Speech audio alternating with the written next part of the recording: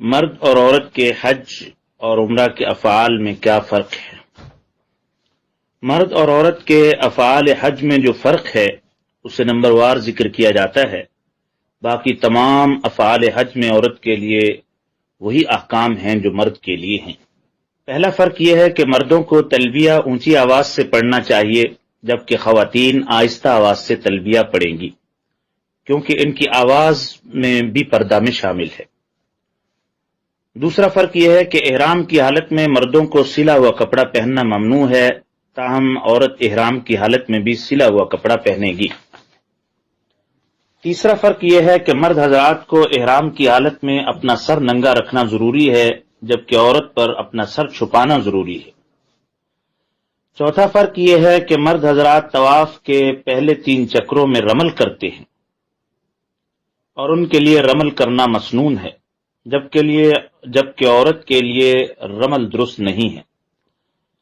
پانچواں فرق یہ ہے کہ مرد حضرات طواف کی حالت میں استباء کرتے ہیں اور استباء کرنا یعنی احرام کی چادر کو اس طرح پہننا کہ بایاں کندھا چھپا ہوا ہو اور دایاں کندھا کھلا ہوا ہو، یہ مرد کے لیے مسنون ہے جبکہ عورت کے لیے استباء جائز نہیں ہے.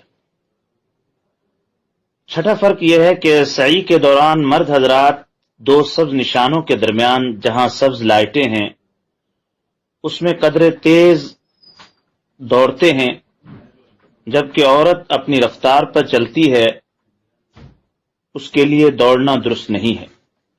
7واں فرق یہ ہے کہ مرد حضرات حلق یا قصر میں سے جو چاہے کرے جبکہ عورتوں کے لیے صرف قصر متعین ہے. انہیں 1/4 سر کے بال انگلی کے پورے کے برابر کٹوانا واجب ہے اور تمام سر کے بال کتروانے مسنون ہیں اور عورتوں کے لیے حلق جائز نہیں ہے.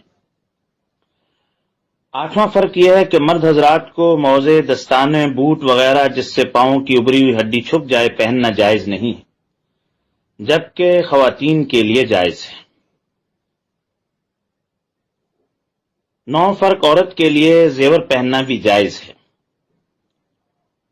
10واں حکم یہ ہے کہ عورت ایام کی حالت میں یا نفاس کی حالت میں وقوف عرفات تو کر سکتی ہے، البتہ طواف زیارت نہیں کر سکتی کیونکہ طواف مسجد حرام میں ہوتا ہے اور مسجد میں حدث اکبر یعنی بڑی ناپاکی کی حالت میں جانا جائز نہیں ہے، لہذا عورت پاک ہونے کے بعد طواف کرے گی.